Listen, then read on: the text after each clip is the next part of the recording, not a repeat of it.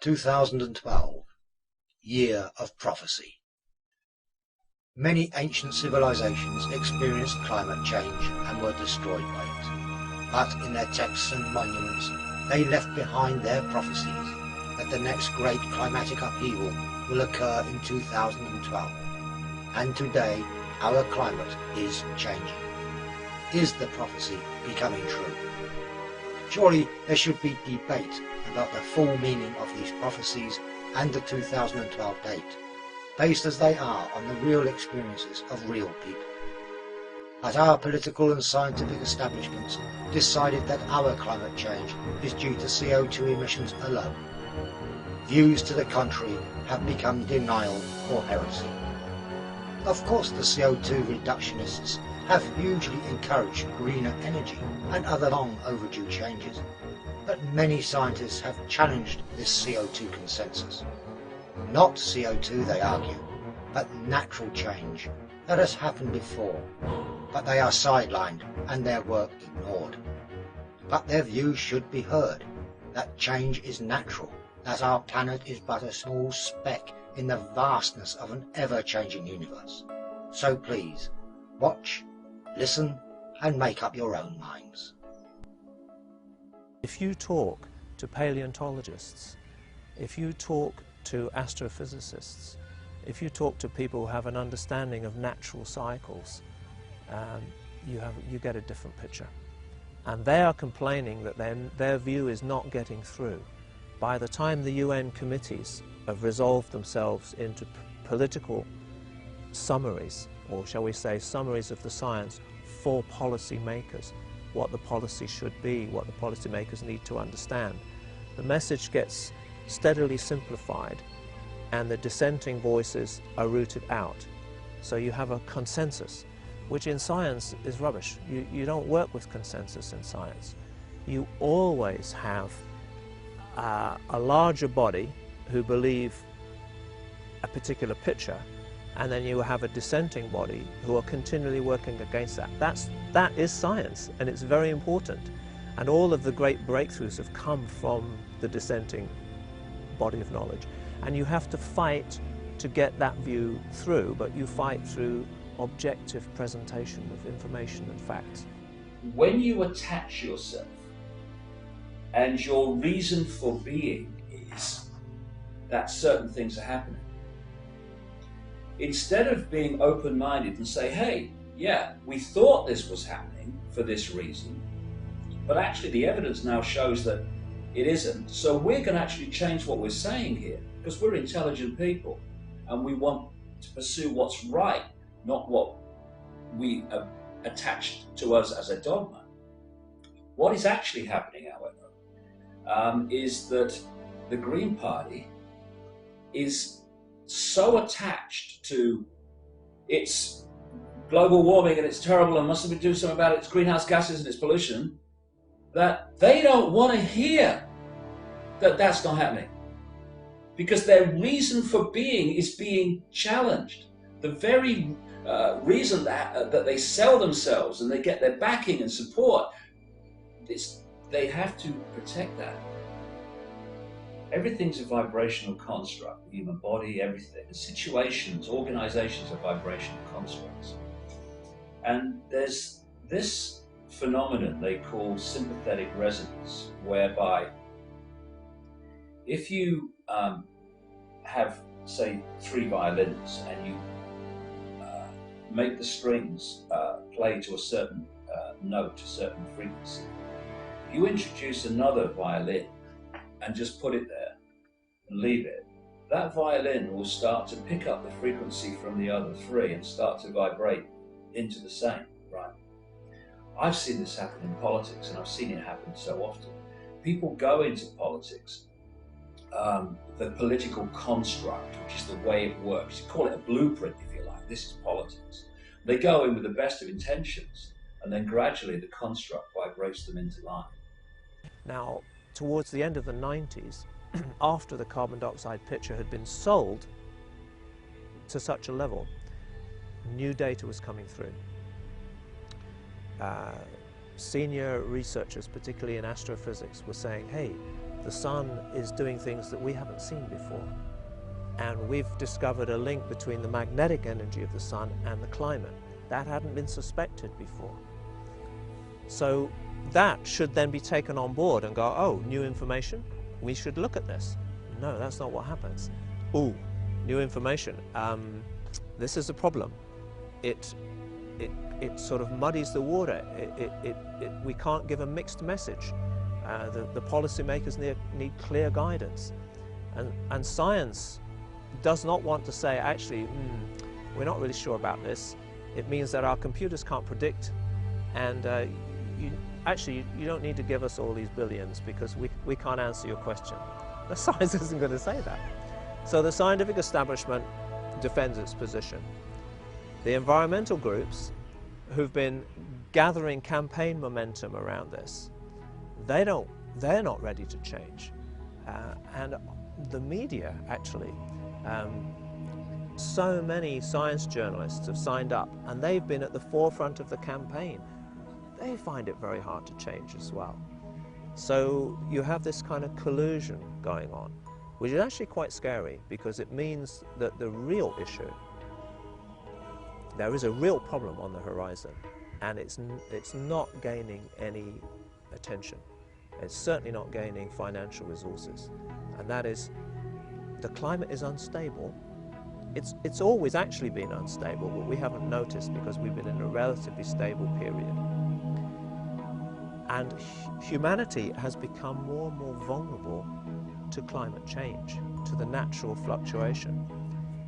We're now 6 billion on the planet.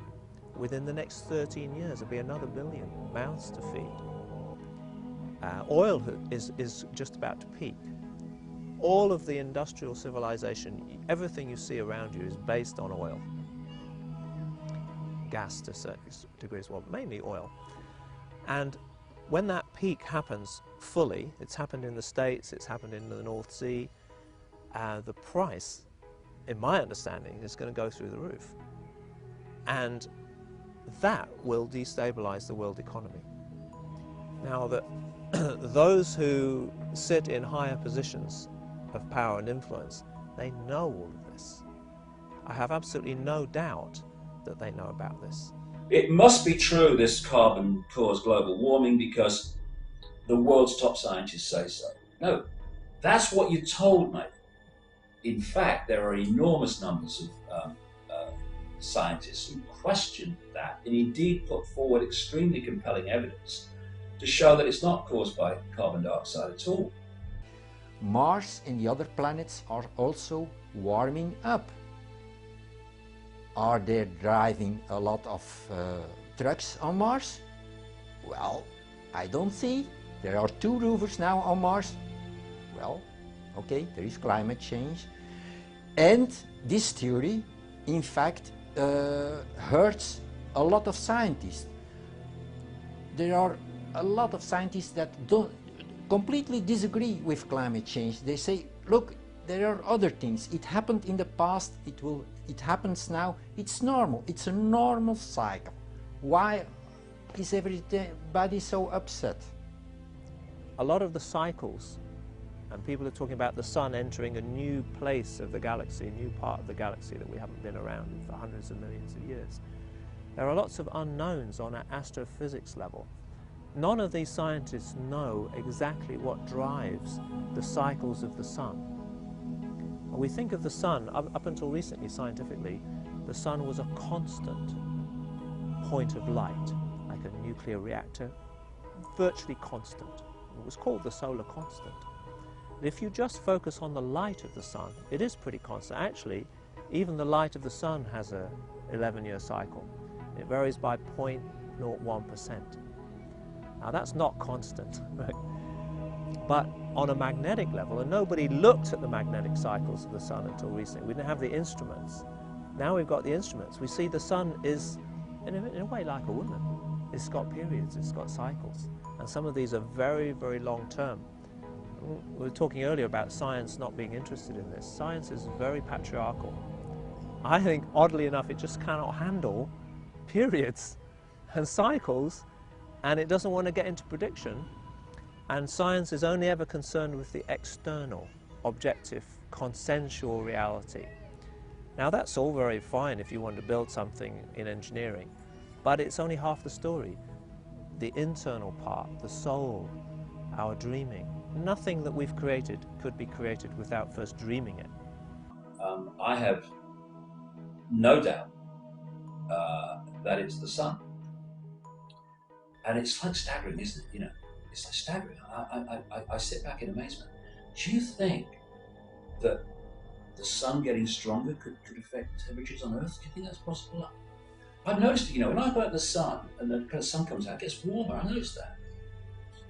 I think there could be some connection here. I mean, please. What's happening here is, instead of looking at this dispassionately, instead of trying to sell a manufactured problem for grotesque ends, we should be saying, hold on a second, what are the effects of global warming going to be? Because we need to start mitigating for those areas of the world that it's going to cause a problem for, and we need to start looking at how we're going to take great advantage of those things, the great things it's going to bring to other parts of the world. Instead of that, we're off on this carbon dioxide thing, and it's taking complete attention away from other things that we could be doing. What we're seeing today in terms of global warming and climate change and all the rest of it that goes with that, I do not believe is being caused by mankind and the emissions from our cars and factories and so on. I don't say that those things are a good thing, far from it. I think it's a disaster that we've used up so much of the Earth's resources so quickly. But those are not what are driving the change of climate on this Earth. It's the sun that's done it. Yeah, it's the sun, and the sun itself is being driven by cosmic forces as well. That we live within a universe of change, and it's foolish of us to think otherwise. When you look at the graphs of what they call sunspot activity, when incredible explosions of energy are being released from the sun, some of them the size of the Earth, some even the size of Jupiter, and that this is a physical expression of increased solar activity and increased solar radiation, which is brought through the solar system on what they call the solar wind. When you see the graph of when you get more solar activity like that, and the graph of Earth temperatures, and then when the sunspot activity falls and the amount of solar radiation being emitted falls, so do the temperatures, right? I think we might be onto something here. If there is one solar flare 2.5 times bigger than the one from 1989 that destroyed the electric grid system in Canada, then the whole worldwide grid system will be completely shut down for at least several years. Solar flares associated with sunspots are the sudden eruption of particles and electromagnetic energy stored in the corona of the sun. Solar activity varies with an 11-year cycle, and at its peak there are typically more sunspots and hence more solar flares. Sunspots are darker, cooler areas than the rest of the sun, and it is when more of these sunspots appear that cause some researchers to theorize that a huge solar flare could hit the Earth with dire consequences. Now, think about it. If you don't have any electricity, then everything stops. Our whole society will collapse. In only 2 weeks, you won't have food, you won't have drink, you won't have any money, nothing will work again. So people will start killing each other only after 2 or 3 weeks. And the societies that have no electricity, they can survive, but we can't survive. This is what can happen without, with a high possibility. And that is also the reason why they are now, have sent so many probes to the sun to see what will happen in 2012, because they are expecting very big problems. They know about it, but they don't want to talk about it up at this moment. However, this planet of ours, the Earth, also has many variables, many factors that could cause or add to climate change. and could alter human behaviour. Factors like the magnetic field, which protects us from harmful cosmic and solar rays, and the Earth's pulse, the Schumann resonance, this being the electromagnetic waves which exist between the ionosphere and the Earth's surface, which resonates at around 8 Hz per second, and some researchers tie these naturally formed electromagnetic waves to human brain waves, and believe that a change in this resonance could affect human behaviour. I've spent the bulk of my adult life studying and researching ancient texts, traditions, cultures, the wisdom of those who have come before us. And they do, in fact, the texts, some of the calendars going back over 18,000 years, that's before the last ice age, all point to this time in history. And they say that we are living a very unique time. In the words that they left for us, they describe the time as a time of great change, and we've all heard about the prophecies that all converge in this moment in history, and that doesn't mean a lot to someone in the West because we tend to discount those. Well, as a scientist, what I can tell you as a former Earth scientist is that we are seeing measurable parameters that are changing and appear to be converging. For example, the magnetic fields of the Earth are in rapid decline right now. They reached a peak about 2,000 years ago. They have declined consistently, never looked back since then. We are now at the lowest magnetic point in global magnetics that we've been the last 2,000 years. So in the geologic record, we can see this has happened at least 14 times in the last 4.5 million years. It generally, in the past, has been a precursor to what scientists call a reversal or a flip in the magnetic fields of the Earth. Not the Earth physically, rather the energetic sense, the field itself. And it's got to be a really weird day, the day that this happens. People obviously have lived through it before. The Hopi have talked about it in their traditions. Biblical traditions talk about this in Egyptian traditions. What we know is that the magnetic fields in our bodies are very closely related, that a change in the magnetic fields of the Earth affect our dream states. And people are talking about having very, very intense, very vivid dreams, sleep patterns, time and space. People feel that time is speeding up. So in addition to the magnetics dropping, there's a second parameter that the ancients called the heartbeat of the Earth. Scientists first measured this directly in 1899. It's a fundamental pulse of about 7.8 cycles or hertz per second. So it's just it's a constant pulse. And we believed that it was so constant it would never change. And we built communication systems, we built military weaponry based on this pulse. All up through the 1940s, 50s, 60s, and the 80s and 90s, that pulse began to increase. Our bodies, our cells, are tuned to this fundamental pulse of our Mother Earth, as the ancients said. And that our metabolism, our bodies, our rhythms, our cycles will try to match the pulse of the Earth. So as that pulse increases, to us, it seems as though time is speeding up, because we're trying to keep pace with that fundamental heartbeat. So we have these two parameters, this pulse that's increasing, magnetics that are decreasing, and from the geologic record it appears that when those two parameters converge, that is a time the ancients called the Great Shift of the Ages, or the shift between the worlds. In studies of geomagnetic reversals in the laboratory, they found that it would occur when the geomagnetic field weakens and reduces, and you would also get areas of inverted field breaking out in sort of odd areas. And both of those things have now come to pass, because it's been found that the Earth's magnetic field is dropping quite a lot. It's been dropping for 2,000 years, and there's a big area of reversed magnetic field off of South Africa. So that seems to fit into this idea that we have started on a geomagnetic reversal.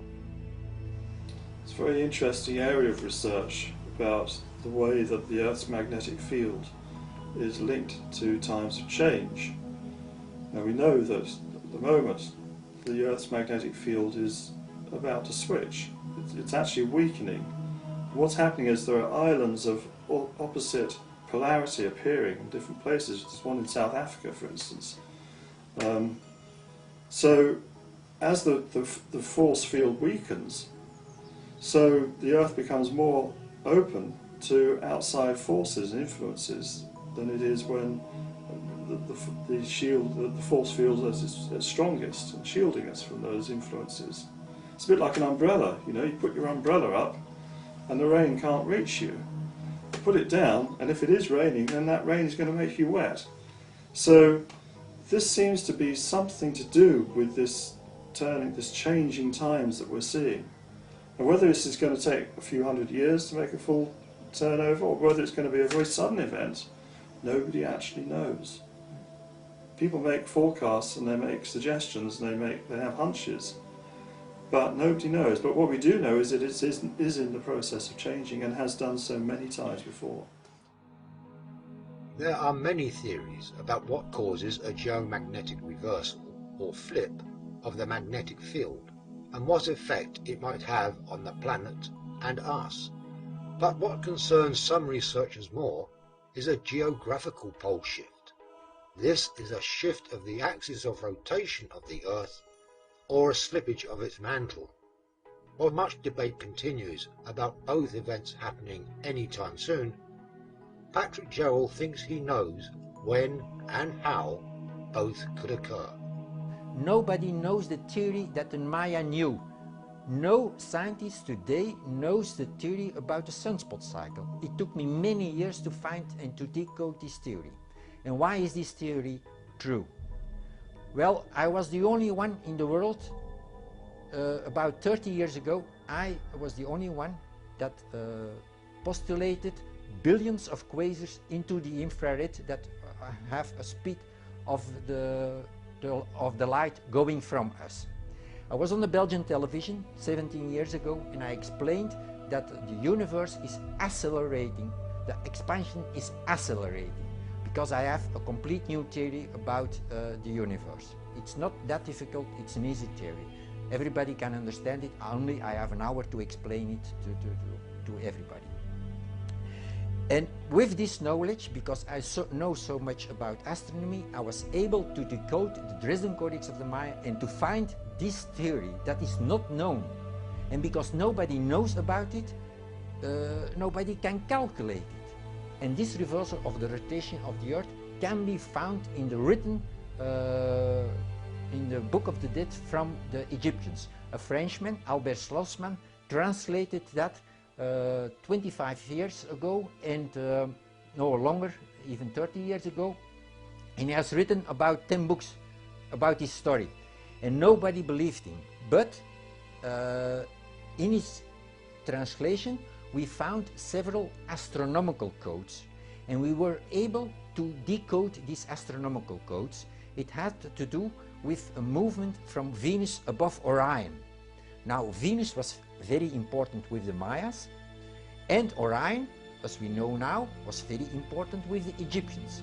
If you combine these two, then you can find why they made an astronomical code with Venus, the Sun and Orion. And the next code for Venus and Orion is for 2012. Flood myths occur in almost all cultures, and in these myths and in ancient texts, Patrick found the clues to his search for answers regarding the pole reversal.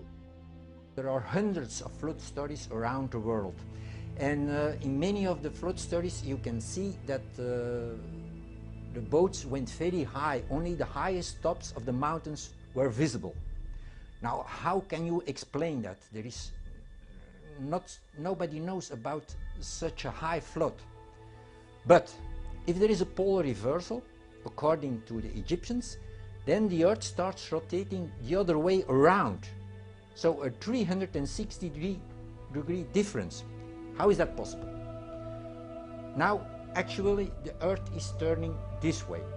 If you have a wave of particles from the Sun that fall into the magnetic field of the Earth, then they will create an opposite current. And at that moment, the inner core of the Earth, that is only 1200 kilometers, it will come upside down. When it turns this way, it will turn upside down. So the Earth, in fact, starts rotating the other way around.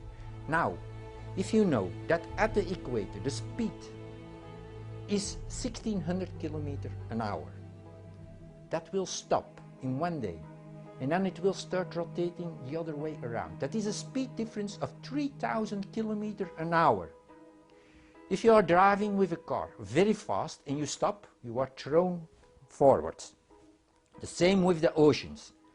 The outer crust of the Earth, it will stop rotating and then rotating the other way around, but the oceans can't stop. They go just further, and that will give a massive wave from 2 kilometers height. And that is why the story of Noah is true, and why we have to, there are only two survival possibilities in the high mountains or on an unsinkable boat.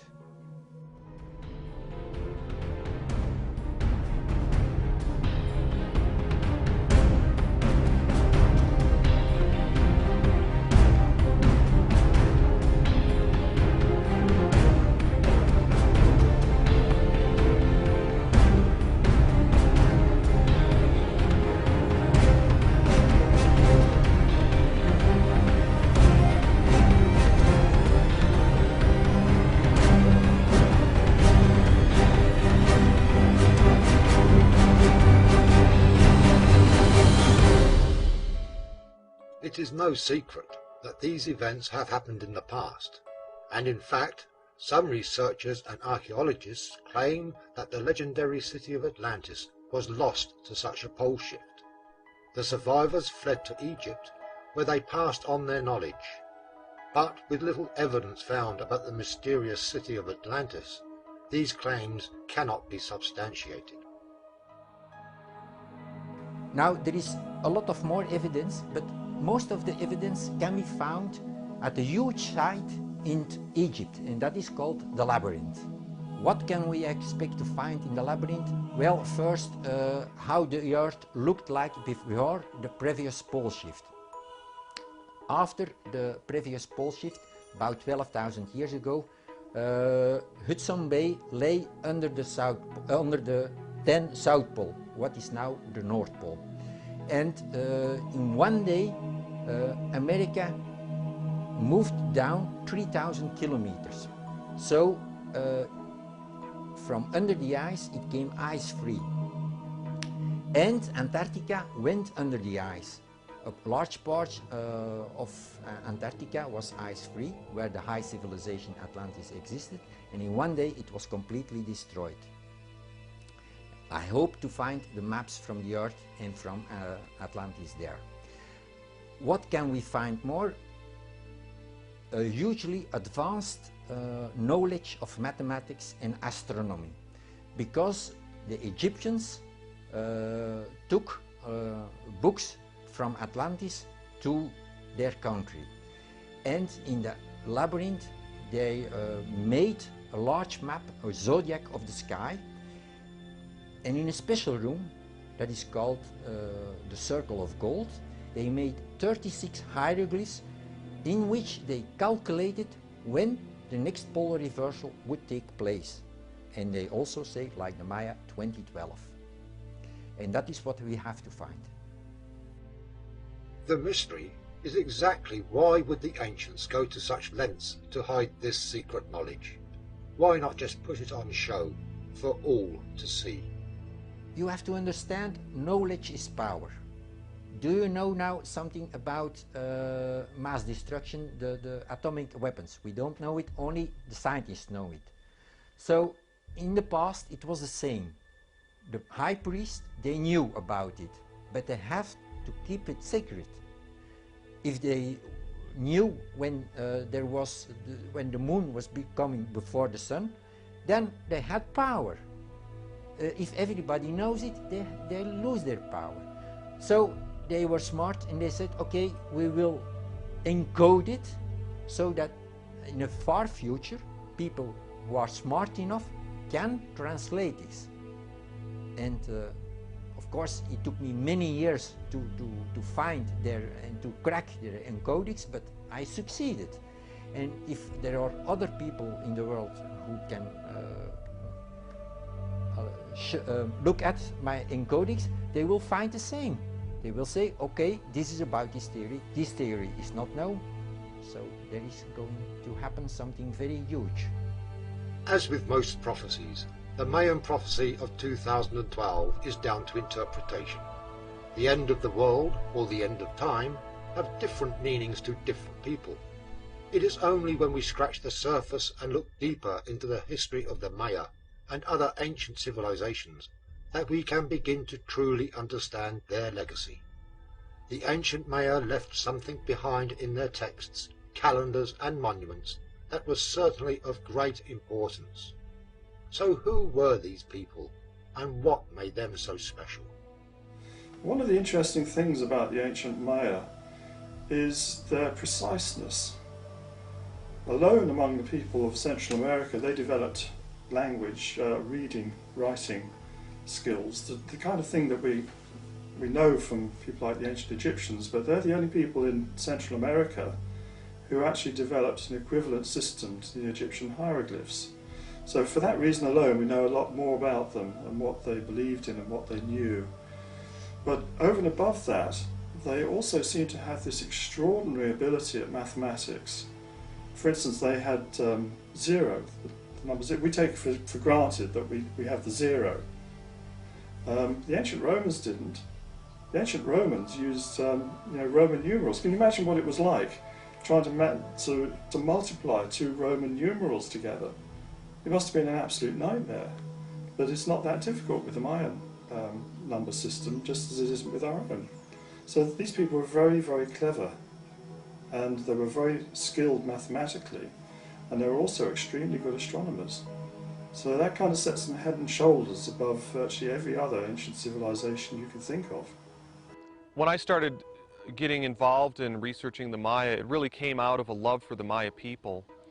My travels in the 80s, living and working with the Maya, doing service work and so on, I really wanted to give something back to the Maya people. And I felt that I had an ability to sort of recover, you know, the lost artifacts of the ancient wisdom. The long count calendar is not a calendar system that is still followed among the Maya. The 260-day calendar is, and that's really the core building block. The 260-day calendar is made up of a combination of 30 numbers and 20 day signs. The idea is each day has its own particular energetic atmosphere. You know, it's got its own quality, and the day you're born on gives you a certain characteristic preponderance towards certain characteristics. And so each day has its own flavour and its own different quality, which is good for some things and not so good for others. A little bit like astrology, Western astrology in some ways. What are the benefits of using the Mayan calendar? Well, not if you're trying to work out when you're going to send your Auntie Doris a Christmas card. But if you were a Mayan, they kept their calendars not just to record particular events and days and plan for the future, but because each day has a particular name, and each day name is either lucky or unlucky. So they had a kind of astrology going on, as it were, with day names, rather like the Chinese horoscopes, you know, Year of the Monkey and Day of the Monkey, all that. They had their different day names, and you would be named after your day that you were born on, and that would determine your place in life. Extraordinary as it may seem, you know, because you were fixed by that day. So they still use part of the calendar, what's called a 260-day Tzolk'in cycle. They still use it now to work out which are auspicious days, which are inauspicious, when they should do certain things, when certain things can be expected. And they also use time and the cycles of time to make predictions. And actually, if you were talking to a Mayan elder now, they would tell you that they know that the year 2012 things are going to happen because it fits in with other cycles and what happened before on equivalent time. So they're looking like that as a kind of astrology. The Mayan calendar is actually a complex system of numerous calendars all working together to achieve different objectives. The core building block is the 260-day Tzolk'in cycle. It consists of 20 day signs, each with 13 variations. The 260-day period is key, because not only does it represent the period of human gestation, but also serves as a common denominator in the cycles of the Sun, the Moon, Mercury, Venus and Mars. Along with this cycle, the Maya used the Harb calendar, which is the solar 365-day calendar, consisting of 18 months of 20 days, with a shorter 5-day month on the end.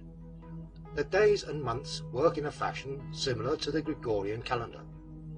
When all the combinations of both calendars had occurred, this period was called a calendar round, precisely 52 years in length, and it was the shortest period of time in which the two calendars could synchronize. The Maya calculated longer periods of time using a 5-decimal long counting system. In this system, the Bacton was the longest period of time, going down to the shortest being a single day. The 2012 end date is calculated using this long count system, and the great cycle of 13 Bactons looks like this, giving the length of time from the 11th of August 3114 BC to the 21st of December 2012. The 13 Bacton cycle has been closely scrutinized and correlated with the Tzolk'in, Harb and our own Gregorian calendar to give us the 2012 end date. It is important to note that the full working of the calendars is much more complex, and it has taken researchers decades to unfold only some of the information left on those monuments and in ancient texts. The Maya calendar can facilitate a better connection between us and nature, because when we study the Maya calendar and we follow the Maya calendar, we can come into closer relationship with the cycles of nature. Mayan time philosophy is based upon observing the cycles in nature, everything from plant growth to the birth and life cycle of a human being, to the greater cycles in the outer universe, the planets, and the great cycle of precession, this great 26,000-year precessional cycle. And the Tzolk'in, the 260-day calendar, is the key to all these different domains of human experience. So when we place ourselves into right rhythm, right relationship with this calendar, then we just immediately come into better, more intimate union with nature and with other human beings. Now this business of the prophecy, the 2012 prophecy, a lot of people wonder, where does this come from? Well, it's quite simple really, that in the sort of 18th, 19th century people began to start decoding Maya hieroglyphs. And the first ones that they started decoding were numbers, because that's the easiest point of departure. And they discovered that the Maya had a sort of calendar system of writing numbers with respect to a start date. There were some equivalent dates after the time of the Spanish arrival, which were fixed in our calendar and fixed in theirs. Particularly the founding of a city called Mérida in the Yucatan. And they were able to sort of, by doing that, correlate the two calendars together. And then they could say their start date was a date in 3114 BC, and their end date was going to be in the year 2012, 21st, 22nd of December. So that's how we know that the end of the present cycle is going to be in the year 2012. As we know, the Earth rotates on its axis at around 23.5 degrees orbiting the Sun. This gives us our seasons, because at different times in the year, different parts of the planet are closer to the Sun. There is, however, a phenomena called the precession of the equinox, where the Earth wobbles on its axis like a spinning top. One wobble taking 26,000 years to complete. The next completion takes place on the winter solstice, 21st of December 2012, creating the alignment of the December solstice sun as it travels along the ecliptic. That is, the path of the Sun as observed from Earth, as it aligns with the dark rift in the Milky Way galaxy. This is what the Maya called the crossroads, or the sacred tree.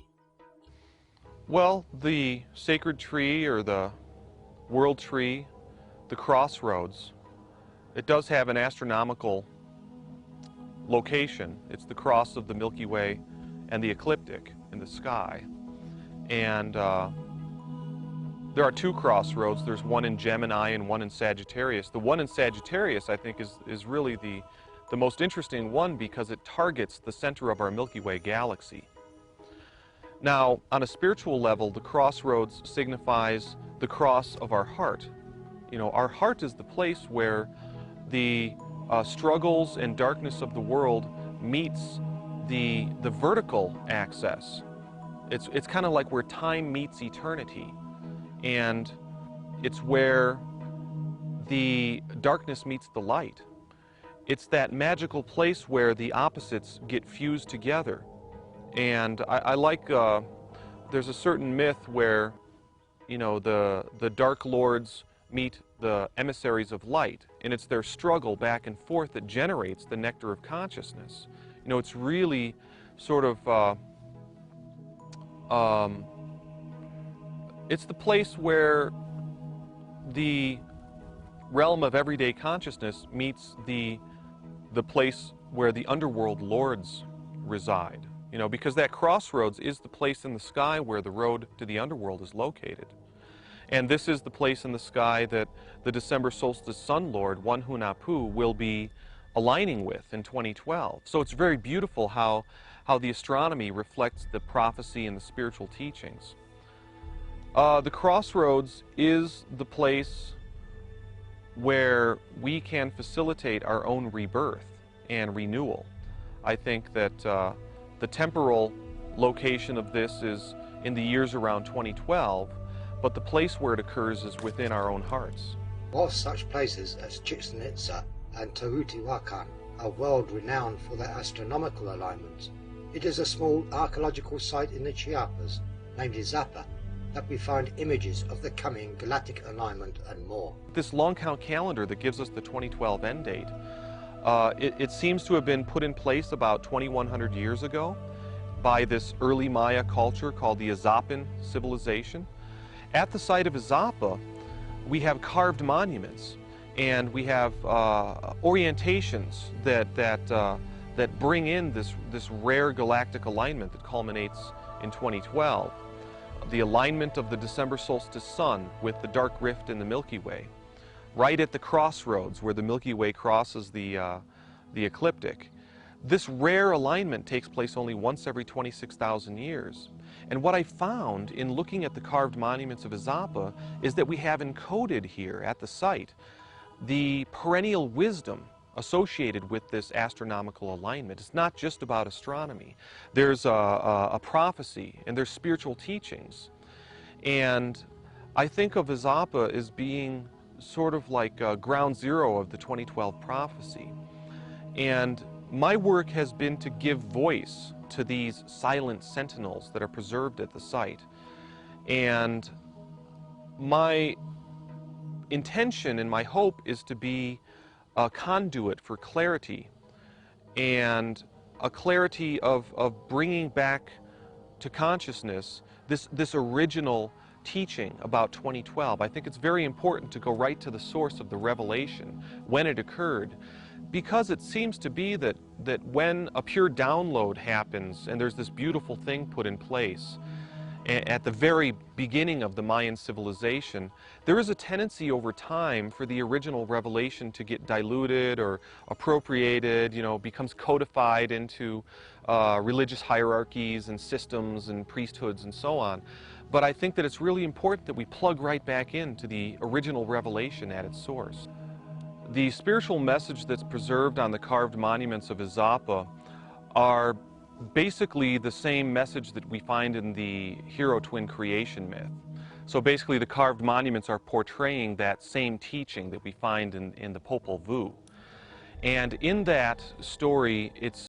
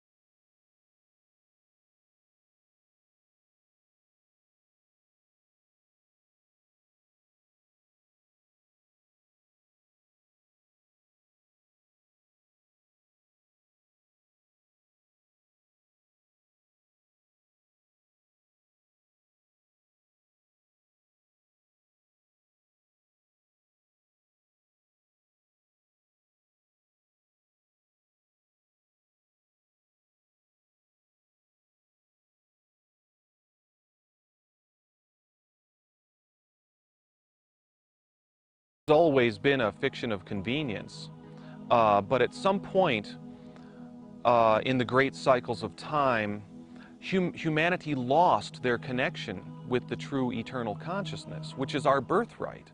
It resides at the core of our hearts. And when that connection got severed, then ego sort of got deputized to take over that function. And then things kind of just went haywire from there. So the core teaching is about right relationship with the true eternal self, and how at the end of the age we can facilitate that reconnection in our own hearts.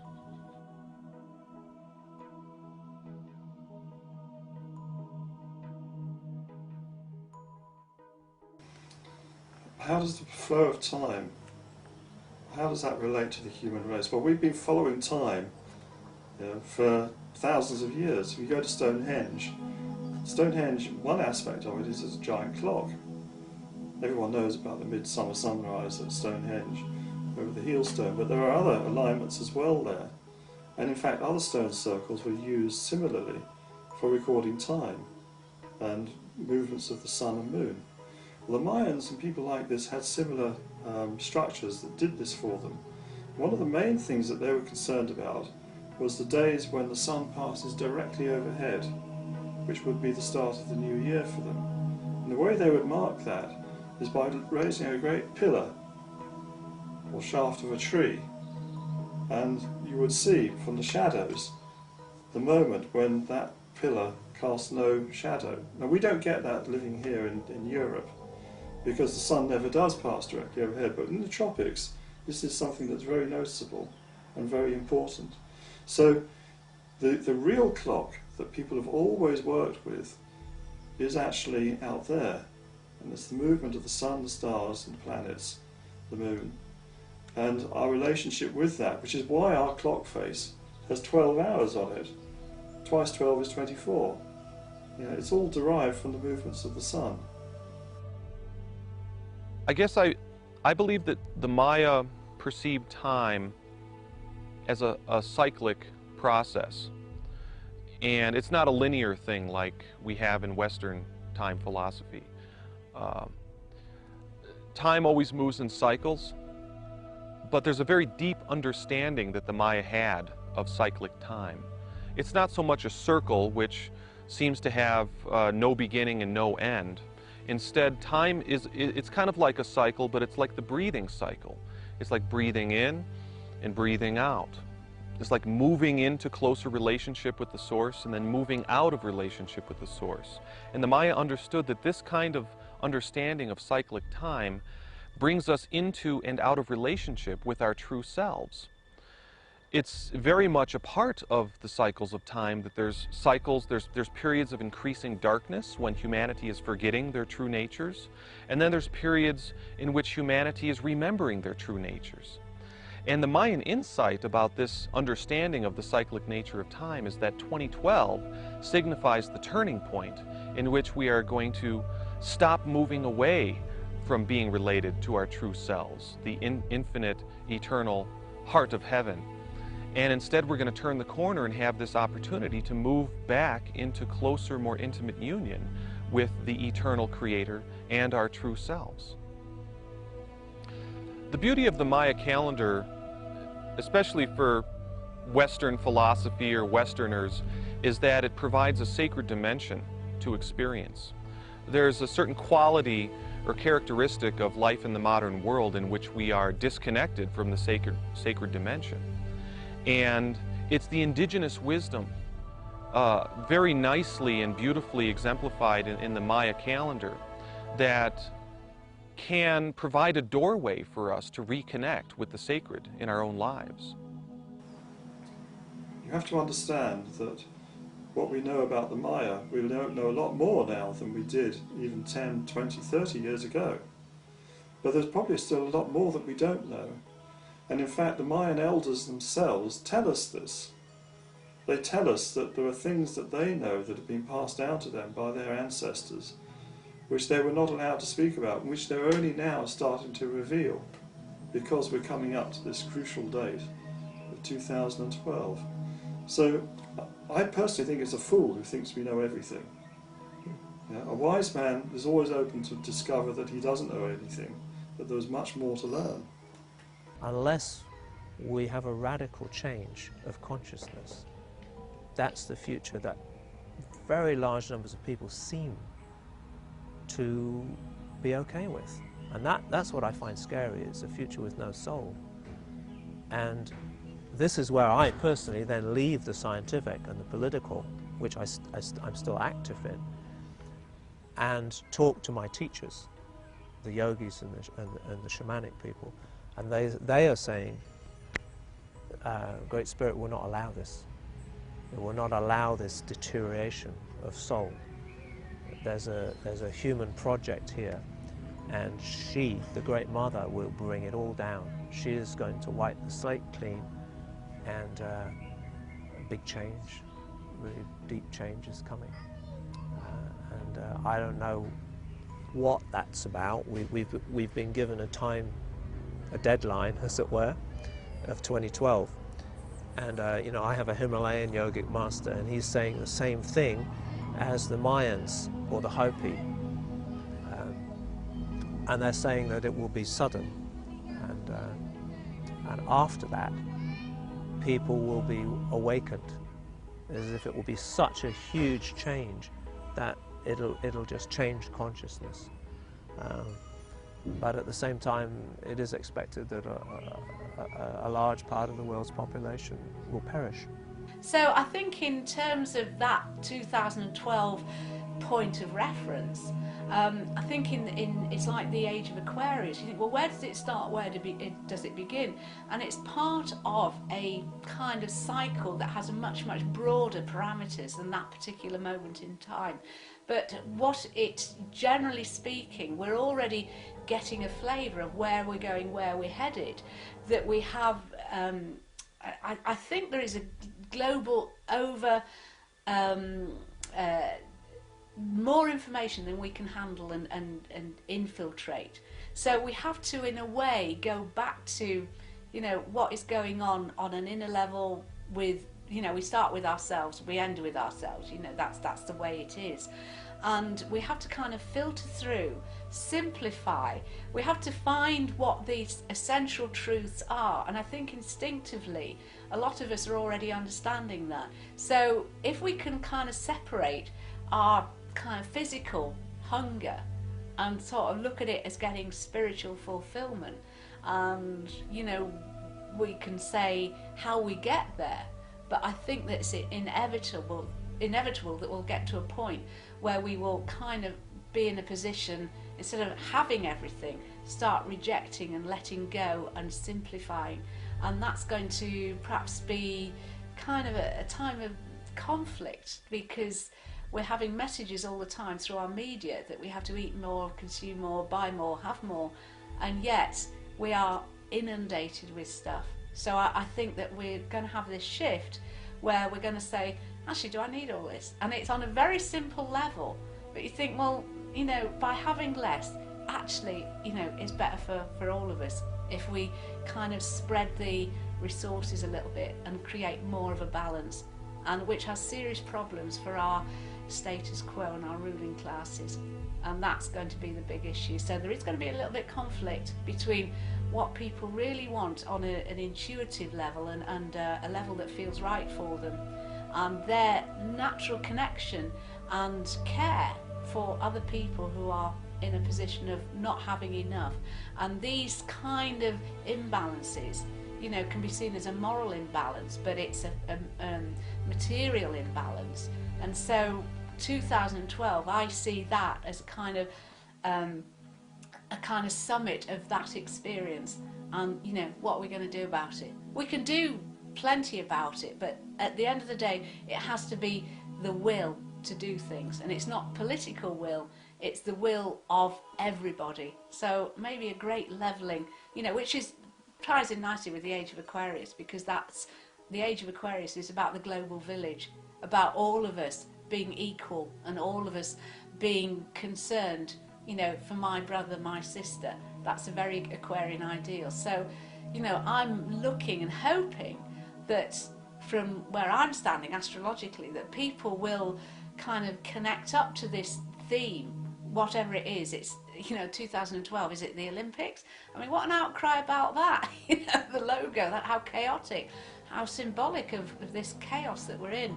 And I think it's a focal point that whether, you know, as that name, that word, those collection of numbers sort of go around the planet, however they got there, people will know it's got some significance, and they will create, right, you know, we need to think about what this is all about and just be switched on to it. So whether it's disaster, you know, or nirvana, depends on, you know, where you are. If it could be nirvana if you're, you know, some poor guy, you know, trying to scratch a living in the dust bowls of Africa, or it could be disaster if you happen to be one of the ruling classes who control everyone. There is a vibrational change going on, which is going to create a spiritual transformation on this planet. And that one of the effects would be that our perception of time would change to the point where time would, I think one of the lines was, time will move so fast it will be frightening. Because time's an illusion. It's the way that we observe events. You know, you can be in a dentist chair and time passes slow. You can your hand in a saucepan of water, time passes even slower. You can be in the company of someone you really want to be with, time passes very fast. I mean, it's just our relationship to events. And this vibrational change, I was told, is going to, in one way, change our relationship to events and the way we observe events, to the point where time would seem to get faster and faster. And that this vibrational change was actually going to wake people up, and they were going to see themselves and the world in ways that they didn't see themselves before. If you look at nature in the documentaries about what happens in nature, then nature is very hard. Animals kill each other for food. In fact, nature is violent. Only we people are also very violent. I want to change our habit, and I want to a new civilization based on universal principles, that we don't destroy the earth anymore, that we will not kill other people anymore. This is, of course, a lot of people will say, well, Hogwash, he's talking about New Age. This is not New Age. I'm talking about a renewed earth with new principles. And we can restart everything from scratch. How long it will succeed, I don't know. But I hope thousands of years, because in the old writings from the Egyptians, we found that high civilization exists for almost 40,000 years. So that is a long time span. I don't really pay a lot of attention to the various, differences in the scientific theories. I think that's all very interesting.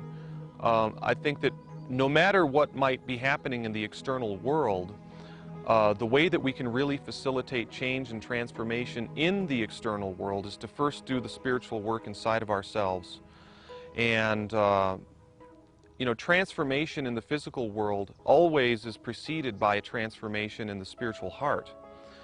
So to me it's a little bit, I guess I just don't choose to put a lot of focus on that.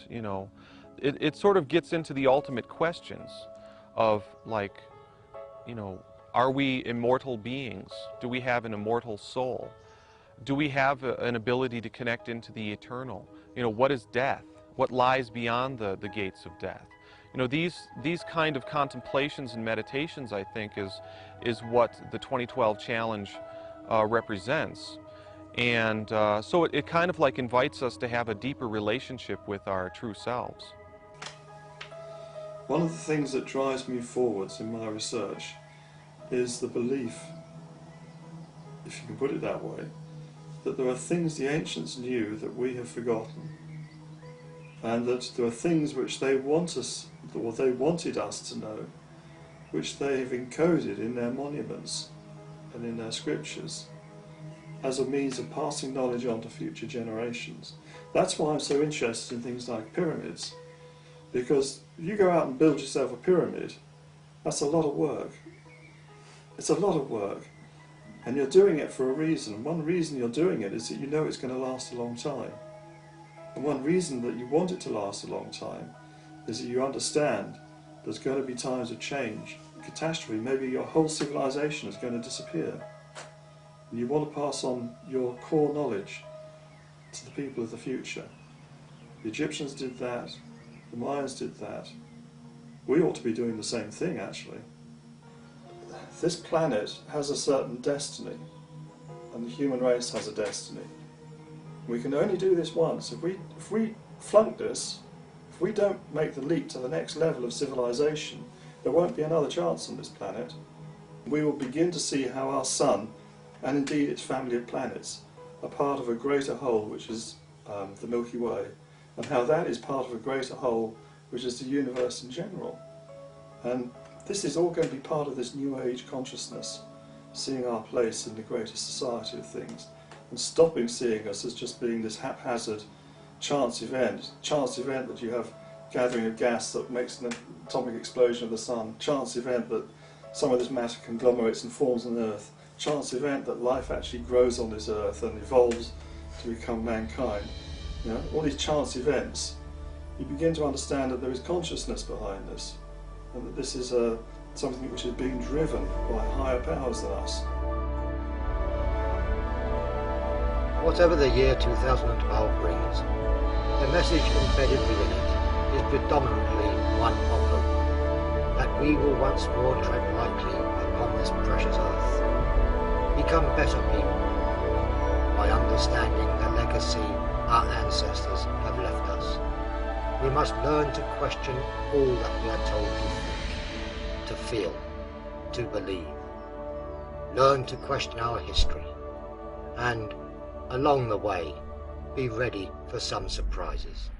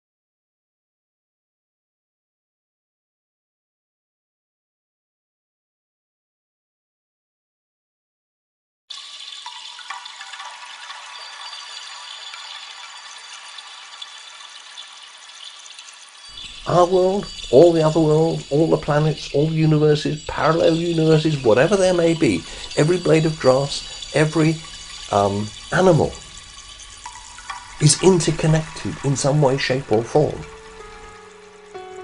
Some say the end of mankind is near.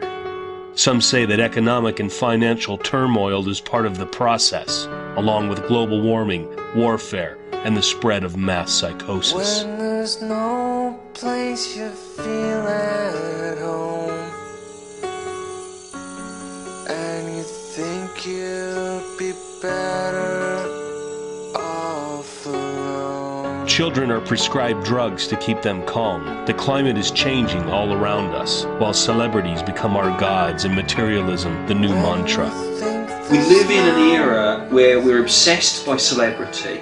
We live in an era where everyone wants a route out of their ordinary lives, and people want a quick fix these days. I mean, the idea of learning a trade from your father or doing a 5-year apprenticeship's gone out of the window. People now want to go on Big Brother and become a celebrity overnight. People want to be a wag.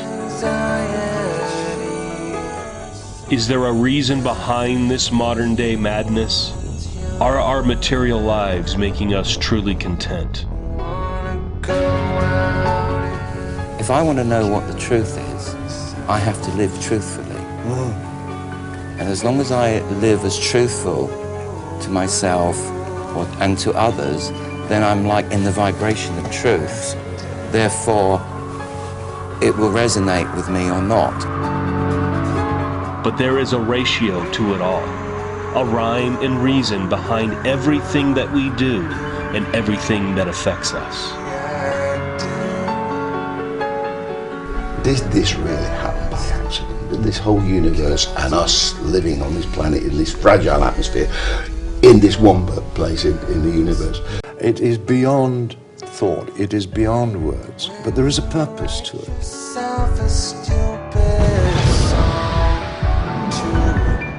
Once people start connecting with what they think and what they believe, once they start taking the more innocent point of view that their ancestors took, I think there is still hope for the survival of this human race, because if they don't, we will poison ourselves off this planet eventually, I think. Like mad magicians seeking to rule the world, men of renown have fleetingly seen the epic nature of the ancient code and its alluring essence, but all too often they fall into an abyss of their own making, choosing the wrong side of the code.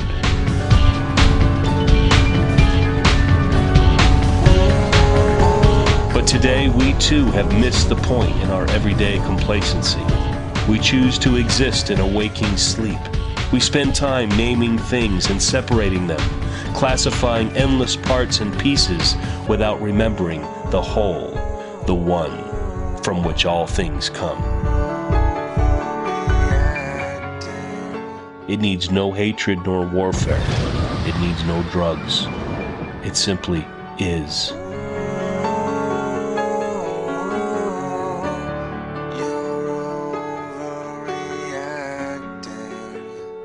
For you are the key to the code.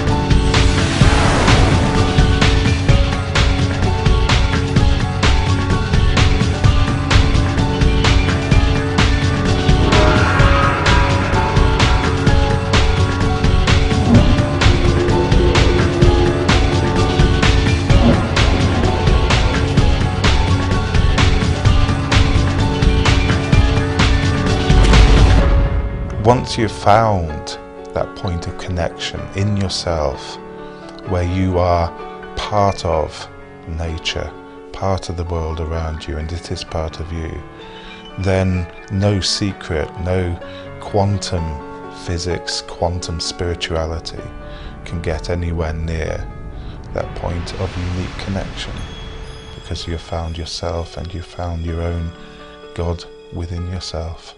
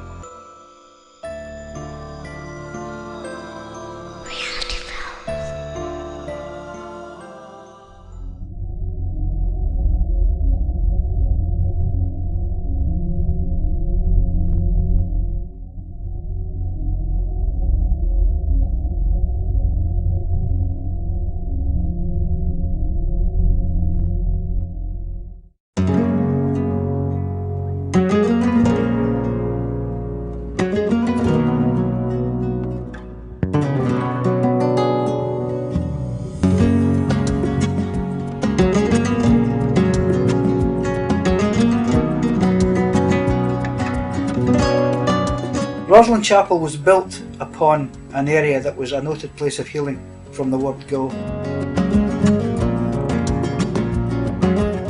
I can tell you that when I first went there in the early 1990s, that the impression that I had when I walked through the door was of immense latent power. It's a nexus of earth energy, and as I have found out through hard experimentation, there is an operable portal between this world and the next inside that chapel. It wasn't just another building, it was a powerhouse of spirit, it was a powerful place. And I think the chapel was built in such proportions that it would take and harmonise that energy. I think it would amplify. It was acting almost as an amplifier, a stone-built amplifier. The chapel is actually moving in time, not in this time, but 0.1% in another time.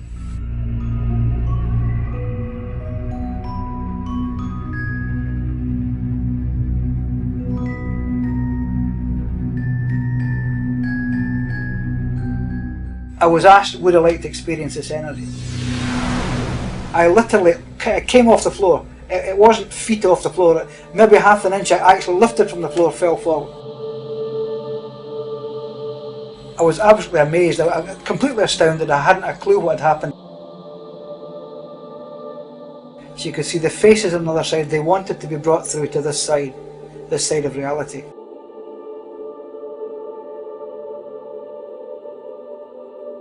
The purpose of the augmented fourth was to induce a feeling of uneasiness or instability in the listener, and, if you like, introduce the devil into music. That the augmented fourth was inducing some of them to experience altered states of consciousness.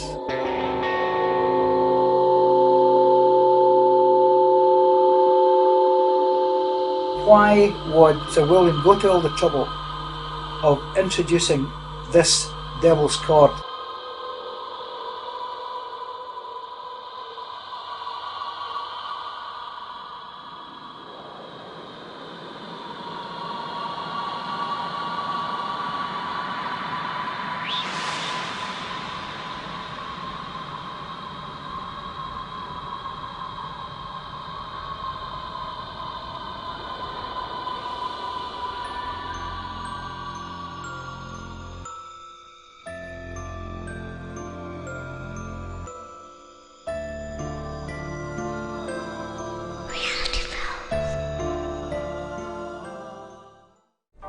Well, here I am, it's the middle of the night, setting off to go to Norway to meet a very unusual Viking man who's made an incredible discovery.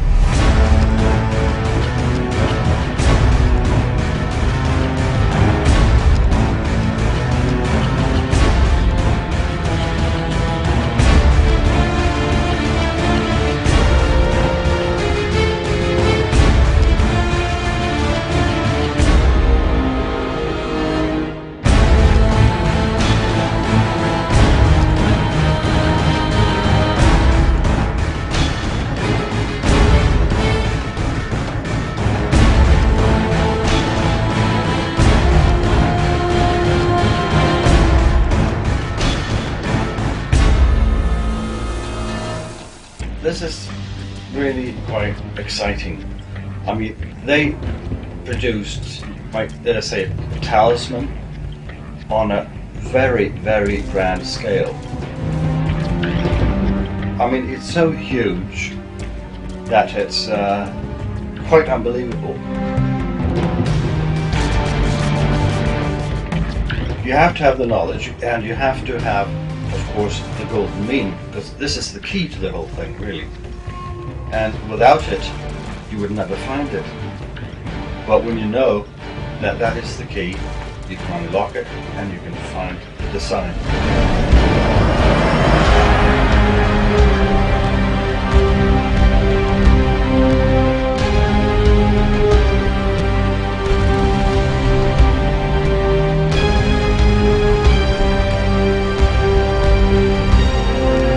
And that city is now called Trondheim, but it's only been called that for last few hundred years. Its original name is Nidaros. Nider, serpent in Celtic, and Rus, old knowledge. So actually the city was called Old Serpent Knowledge. That is fascinating.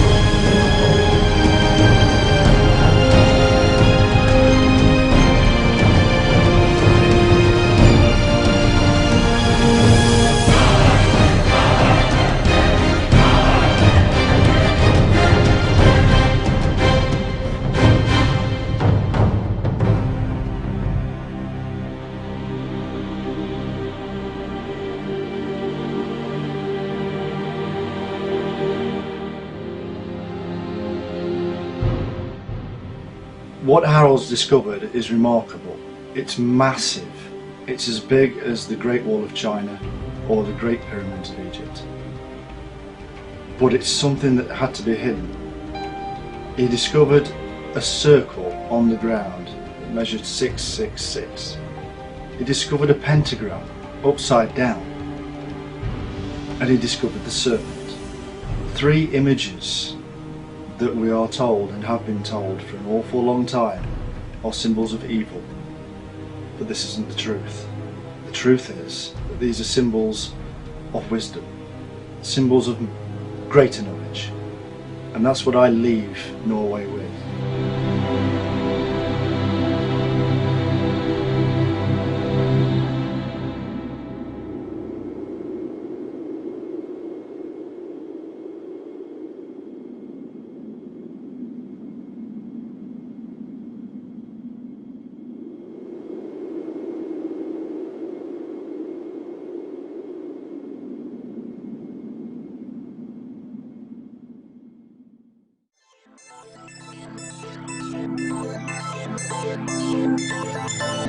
Along the wilderness road they come. Behind them, the struggles of the Revolutionary War. Before them, the conquest of a wilderness. The journey is long and arduous, but it leads to a land of promise. Day after day, the party follows the unfamiliar trail. Bigfoot, also known in North America as the Sasquatch or the Oma. Was the Sasquatch here before the Indians? Thousands of Indian locations are named after the boss of the mountain, or the wild man, as the Bigfoot was originally called by the Amerindians. Indian cultures generally regard the wild man with the greatest respect. He is viewed as a special kind of being, perhaps because of his seemingly close relationship to humans. Many Indian elders regard him as standing on the border between animal and human consciousness, giving him a supernatural kind of power. But as special as he may be, there is no tribe that suggests that he is anything other than a physical being, living in the same physical dimensions as humans and other animals. He eats, he sleeps, gathers, and communicates with family members.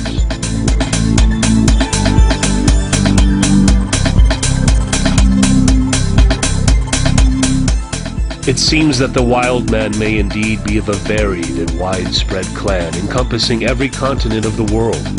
They all have one very distinct trait in common: an exceptionally big human-like foot.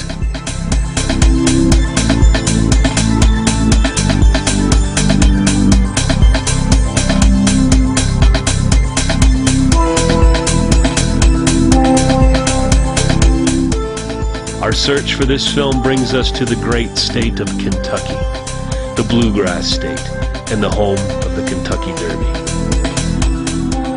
Throughout the last 100 years, there have been many wild man sightings in Kentucky. There's something in there. There's something right in there. In there. Listen. Hear it? Yeah. There's something moving in this tree line along the edge. It looks like they're hearing it over there. They're down. Brighter, Philip? It's a light from the road, the blue light. it's getting brighter and brighter and brighter.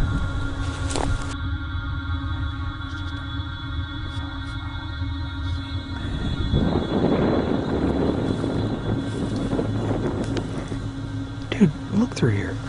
Look through there right now. What is it? You can't see it, but the camera picks it up. Holy shit. Let me see. Look at that. Look at that. What is that? I don't know. Oh, here, back up so you can see it. Whoa. I'm gonna walk over there. Can you zoom in on it? Let's go up there. Come on. Hold on. It's something. It is something. We can't see it, but the camera can see it. Let's move in. Come on. Hold on. Don't take your camera off of it. I'm not. Just stay there and it will. Don't lose it.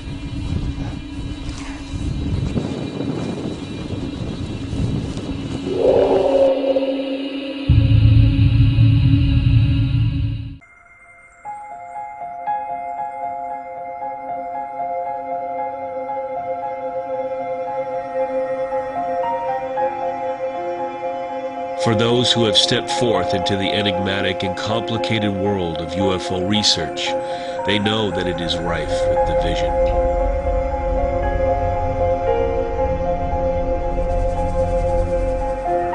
But here, just like religion, we have another reason for the numerous splits, as the enigma really comes down to the individual human experience. There are many who have claimed that they have been visited by aliens or beings from other dimensions. The vast majority, like people who see ghosts and apparitions, believe in the data from experiences they encountered with their very own eyes.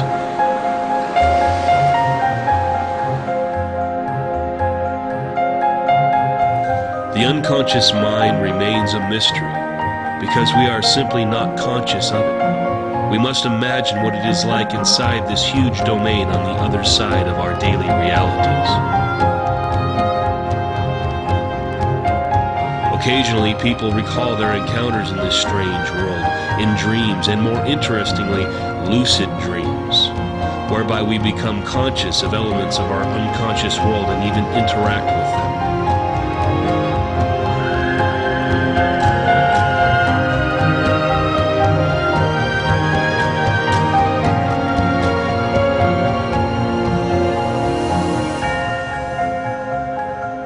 If we remain neutral, then we avoid excluding any possibilities that have yet to emerge in our conscious and unconscious minds.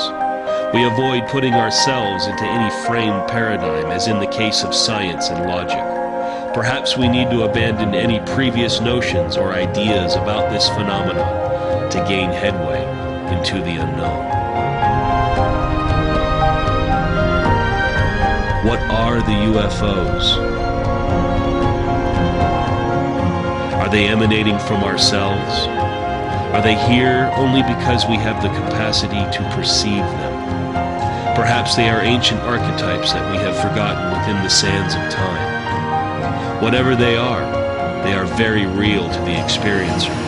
They are real to countless thousands who encounter them more and more each year as the sightings continue to multiply. What are they trying to tell us?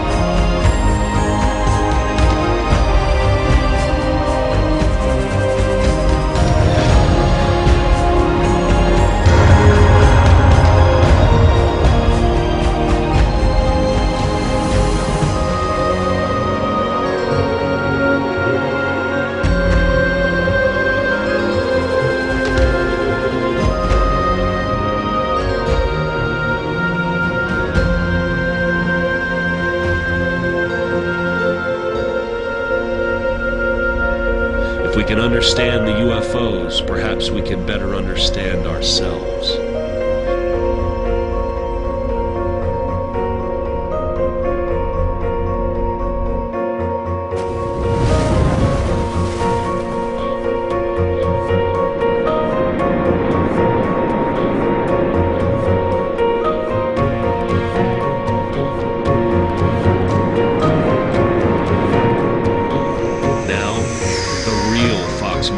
existence free of the demands placed upon him by government? What are his opinions on ancient astronauts, black technology, and the psychology of belief in UFOs? And last, but not least, aliens.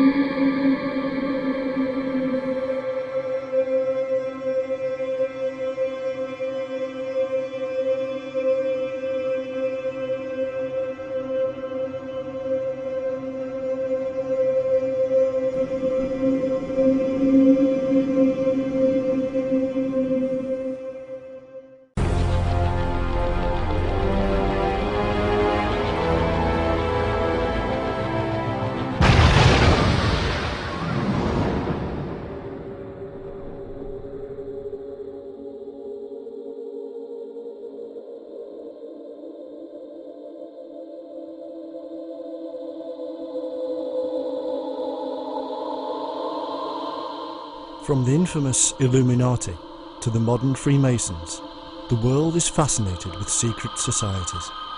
Tales of child sacrifice, world domination, and dark dealings with extraterrestrials are all paraded before us as truth.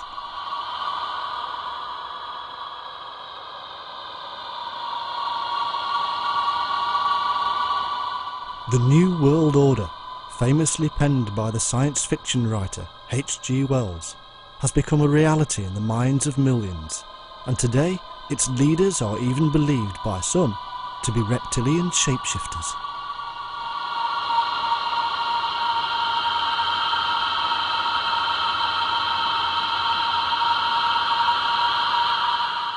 The massive amounts of information set before us now on the World Wide Web may be spreading further and faster than ever before, but the belief in a powerful and secret ruling elite is nothing new. In fact, secret societies have been around almost as long as man.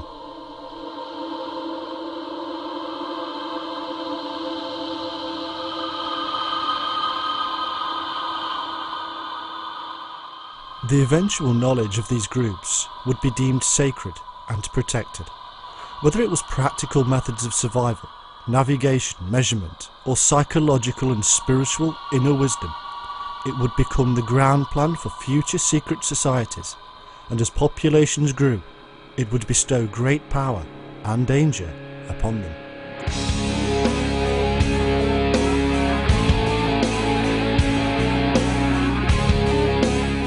It all began in the knowledge of the heavens and the mind of man. It all revolved around strength, and so our question has to be today: what is the true purpose of the modern elite within the Brotherhood? Is it truly one of charitable works? Yes. Does it still maintain ideas about reaching the divine in balance and wisdom? Yes. Is it an organisation seeking influence and power? Yes. Has it been involved with revolution and scandal? Yes.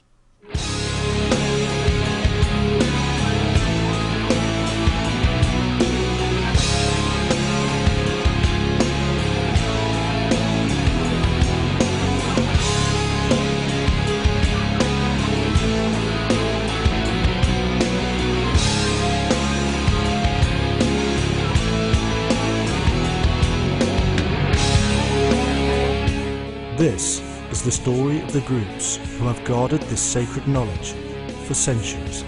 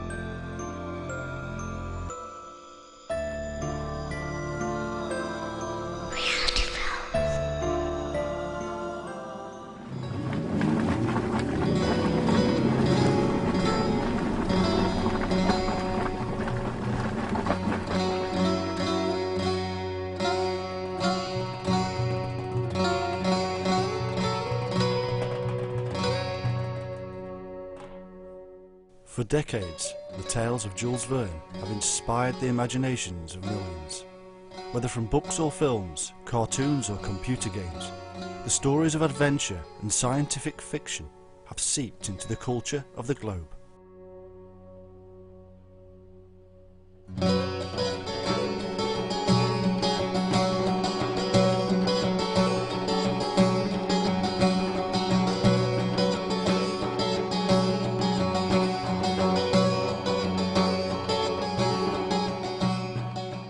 Almost immediately, biographers and critics began to analyse the writings and the man behind them. Some have claimed that his novels contained a pseudo-sexual message, and others that he points us towards a hidden treasure buried by the infamous Knights Templar. To a great many more, Verne was the father of science fiction, and others claim he simply stole ideas and reformulated them.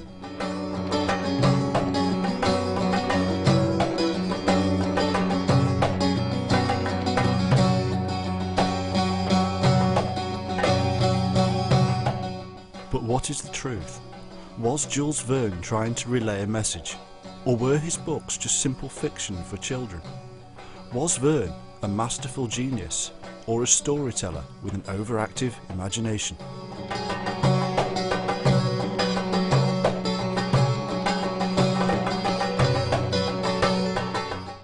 His wife said that a secret burned at the heart of Jules Verne, and that it almost crippled him. What was this secret?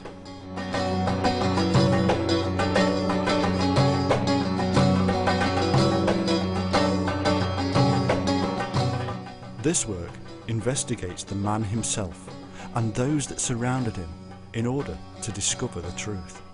We look closely at his most famous extraordinary journeys to try and discover the key to unlock the mysteries of Jules Verne. What we discover opens up a world of ancient secrets like never before.